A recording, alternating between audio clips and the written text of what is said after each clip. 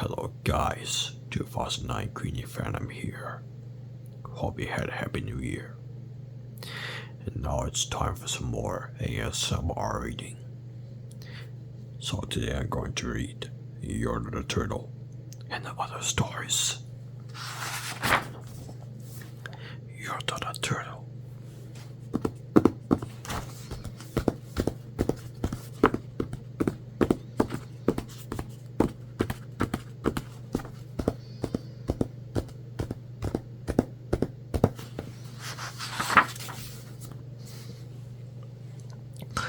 On the fiery island of Salamasand, Yertle the Turtle was king of the pond. A nice little pond. It was clean, it was neat. The water was warm, there was plenty to eat. The turtles had everything turtles might need, and they're all happy, quite happy indeed.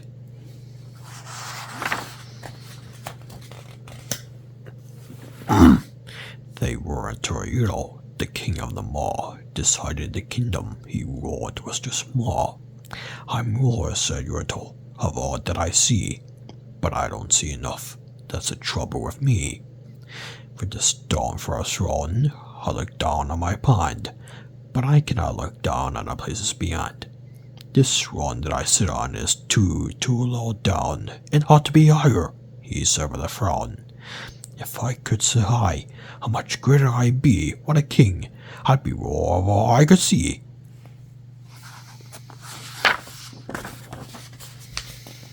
So Yertle, the Turtle King, lifted his hand, and Yertle, the Turtle King, gave a command.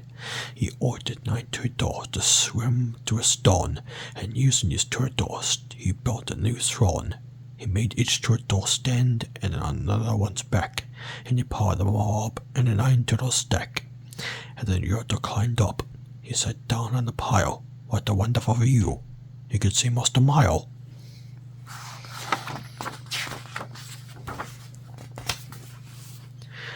Oh my, Yertle cried. All the things I now rule. I'm king of a cow, and I'm king of them all. I'm king of the house, and what's more beyond that, I'm king of a blueberry bush and a cat. I'm Yertle the Turtle, oh marvelous me, for I'm the ruler of all that I see.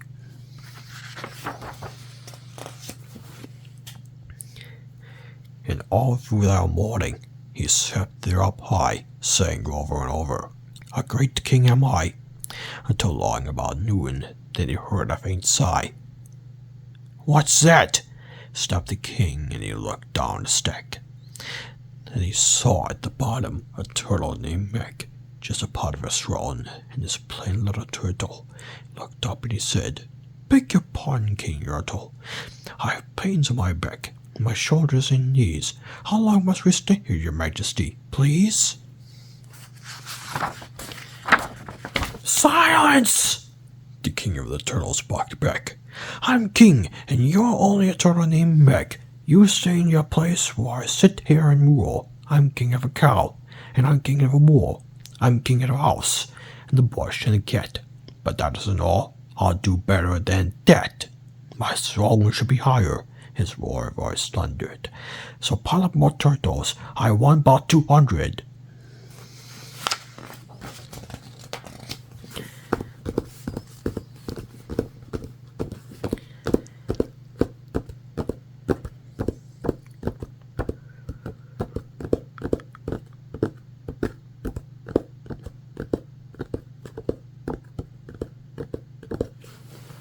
Turtles! More turtles! He bellowed and brayed, and the turtles weighed down in the pond were afraid. They trembled, they shook, but they came, they obeyed. From over the pond they came swimming by dozens, whole families of turtles with uncles and cousins, and all of them stepped on the head of poor Meg, one after another. They climbed up the stack. Then Yertle the Turtle was perched up so high you could see 40 miles from his throne in the sky.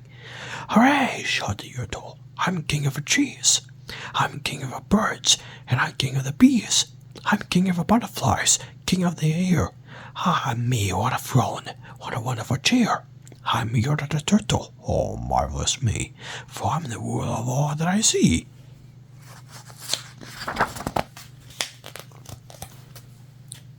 Then again from below, in a great heavy stack, came a groan from the plain little turtle named Meg. Your Majesty, please, I don't like to complain, but down here below we are feeling great pain. I know up on top you are seeing great sights, but down at the bottom we too sure have rights. We turtles can stand it. Our shells will all crack. Besides, we need food. We are starving, groaned Meg. You hush up your mouth, howled the mighty King Yertle. You have no right to talk to the world's highest turtle. I rule from the clouds, over land, over sea. There is nothing, no nothing, that's higher than me. But while he was shouting, he saw with surprise that the moon of the evening was starting to rise up over his head in the darkening skies. What's that? Snorted Yertle. Say, what is that thing that dares to be higher than Yertle the King? I shall not allow it. I'll go higher still. I'll build my throne higher. Again, and I will. I call some more turtles. I'll stack them to heaven. I need about 5,607.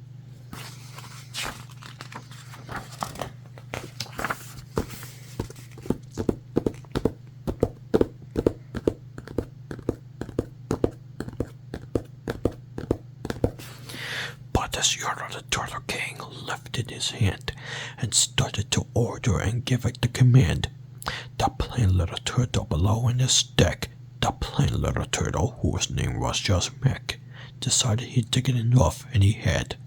And the plain little lad got a little bit mad.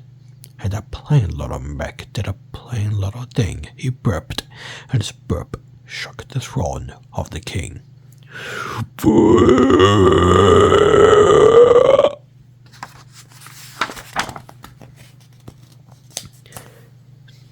And Yertle the turtle, the king of the trees, the king of the air and the birds and the bees, the king of a house and the cow and the mule. Well, that was the end of the Turtle King's rule. For Yertle, the king of all Sand, fell off his high throne and fell plunk in the pond.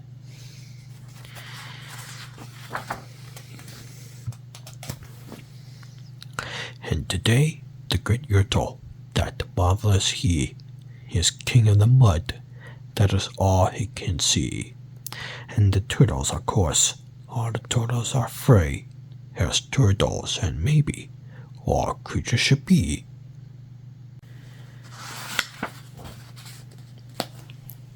Gertrude McFuzz.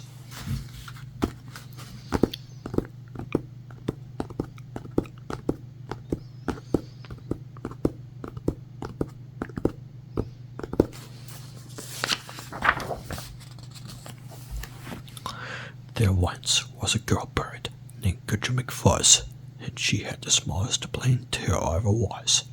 One droop feather, that's all that she had, and oh, that one feather made Gertrude so sad. For there was another young bird that she knew, a fancy young birdie bird named Lolly-Loo, and instead of one feather behind, she had two. Poor Gertrude! Whenever she happened to spy Miss Lolly-Loo flying by in the sky, she got very jealous. She frowned and she pouted. Then one day she got awfully mad and shouted, "This just isn't fair. I have one, she has two. I must have a tail, just like Lolly-Loo."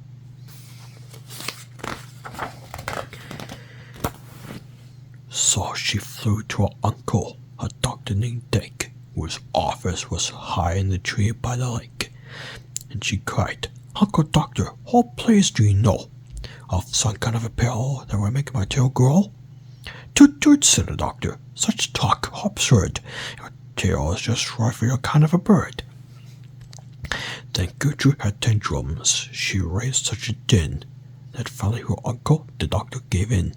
and he told her just where she could find such a pill on the pillberry vine on the top of a hill. "Oh, thank you," chirped Gertrude McFuzz, and she flew right straight to the hill where the pillberry grew.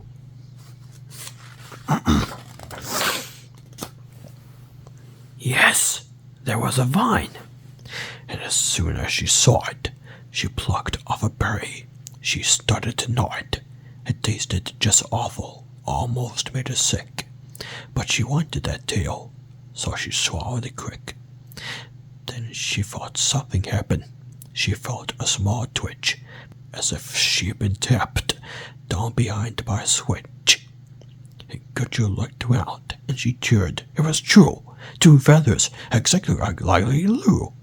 Then she got an idea. Now I know what I'll do. I'll grow a tail better than Lily Lou. These pills that grow feathers are working just fine. So she nibbled another one off the vine.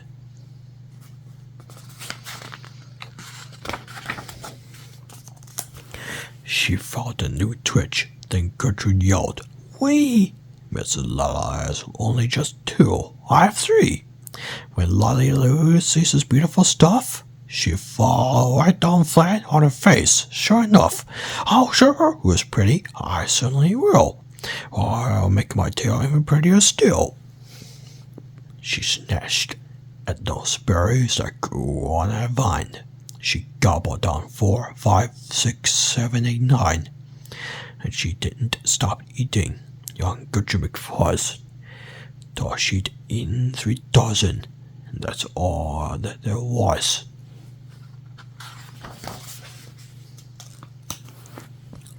Then the feathers popped out. What a zang, what a zing! They blossomed like flowers that bloom in the spring. All fit for a queen, what a sight to behold! They sparkled like diamonds and gumdrops and gold, like silk, like spaghetti, like satin, like glass. They burst out like rockets all over the place. They waved in the air, and they swished in the breeze. And some were as long as the branches of trees. And still they kept going. They popped and they popped, until long about sundown when finally they stopped. "And now," giggled Gertrude, "the next thing to do is to fly straight home to show Lolly Lou. And when Lola sees these, why her face will get red. And she'll let out a scream, and she'll fall right down dead."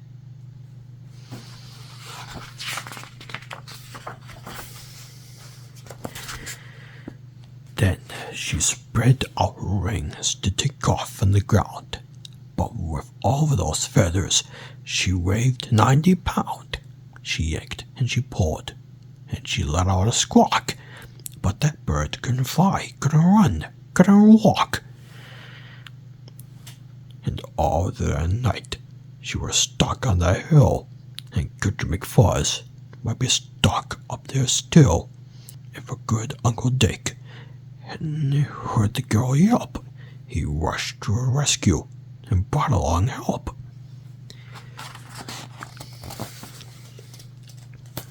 To lift Gertrude up almost broke all their beaks, and to fly her back home, it took almost 2 weeks. And then it took almost another week more to put all those feathers. My, Gertrude was sore.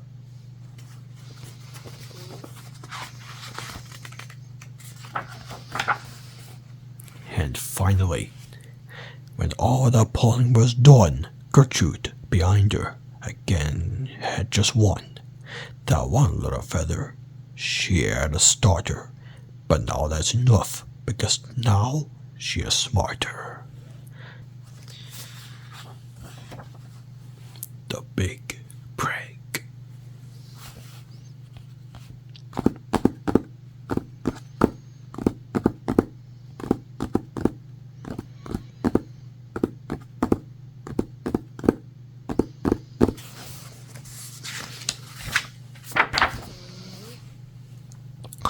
The rabbit felt mighty important that day on top of a hill in the sun where he lay. He felt so important, up there on that hill. Then she started in breaking, as animals will, and he boasted out loud, as he threw out his chest. Of all the beasts in the world, I am the best. On land and on sea, even up in the sky, no animal lives who is better than I. What's that? Growled a voice that was terribly gruff. Now why do you say such ridiculous stuff? The rabbit looked down and he saw a big bear. I'm best of the beasts, said the bear, and so there.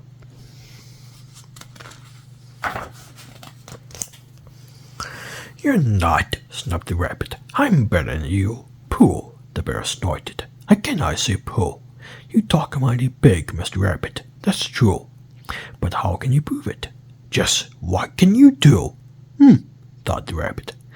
No, what can I do? He thought and he thought.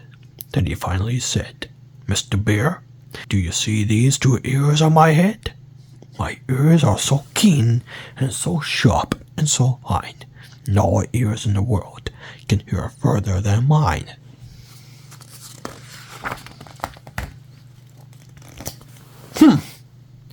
The bear grunted. He looked at each ear. You say they are good, said the bear with a sneer. But how do I know just how far they can hear? I'll prove, said the rabbit. My ears are the best. You sit there and watch me. I'll prove it by test. Then he stiffened his ears till they both stood up high and pointed straight up at the blue of the sky. He stretched his ears open as wide as he could. Shh, I'm listening, he said as he stood. He listened so hard that he started in sweat, and the fur on his ears and his forehead got wet.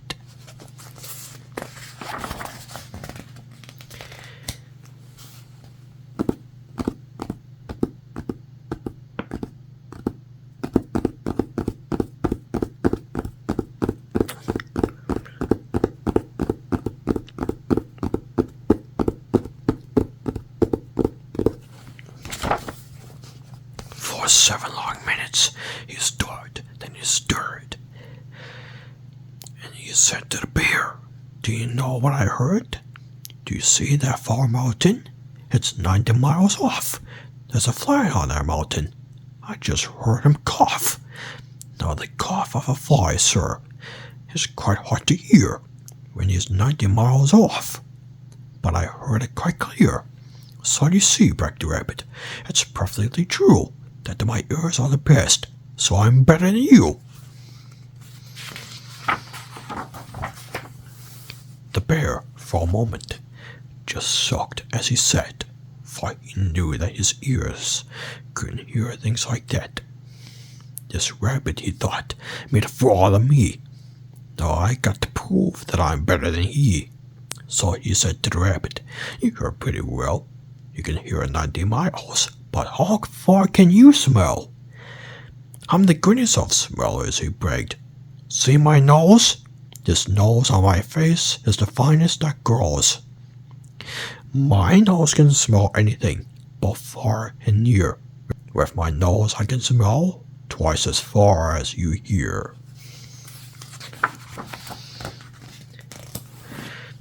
You can't, snapped the rabbit. I can, growled the bear. And he stuck his big nose way up high in the air. He wriggled that nose as he sniffed, then he snuffed. He waggled that nose as he whiffed, and he wuffed. For more than 10 minutes, he sniffed and he snuffed. Then he said to the rabbit, I've smelled far enough.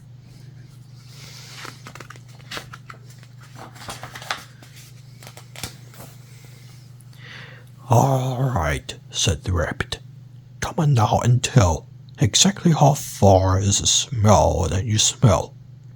Oh, I'm smelling a very far smell, said the bear. Away past a fly on that mountain out there. I'm smelling past many great mountains beyond, 600 miles more to the edge of the pond.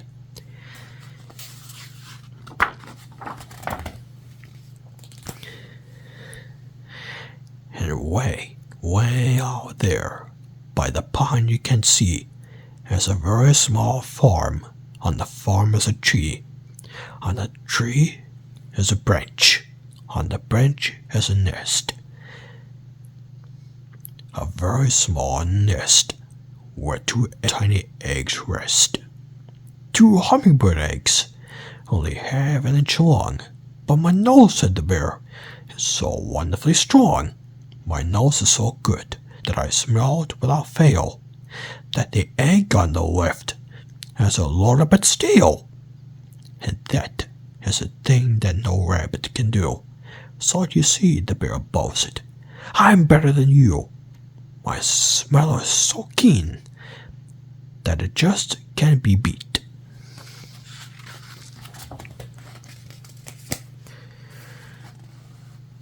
What's that? Called a voice from way down by his feet.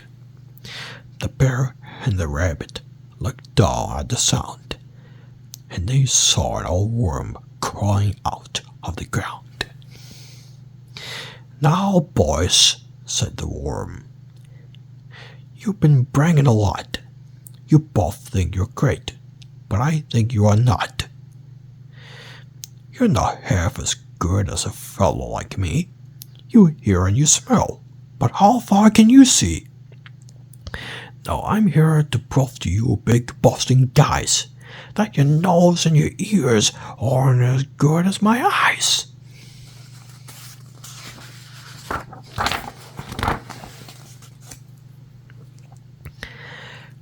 And the little old worm cocked his head to one side, and he opened his eyes, and he opened them wide.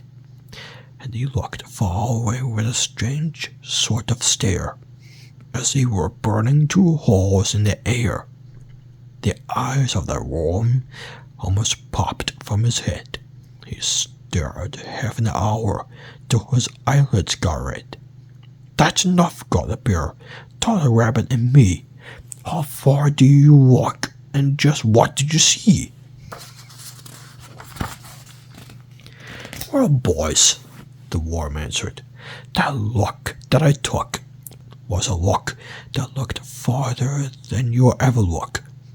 I looked across the ocean, way out to Japan, for I can see farther than anyone can. There is no one on earth who has eyesight that's finer. I looked past Japan, then I looked across China. I looked across Egypt, then I took a quick glance across the two countries of Holland and France. Then I looked across England and also Brazil. But I didn't stop there. I looked much farther still.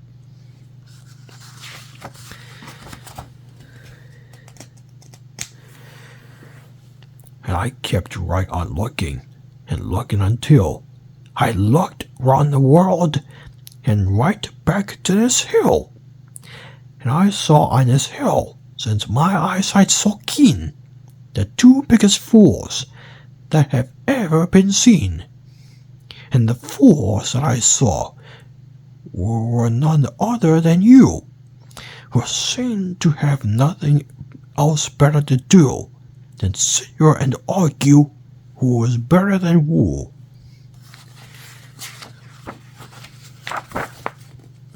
Then the little old worm gave his head a small jerk, and he dived in his hole and went back to his work.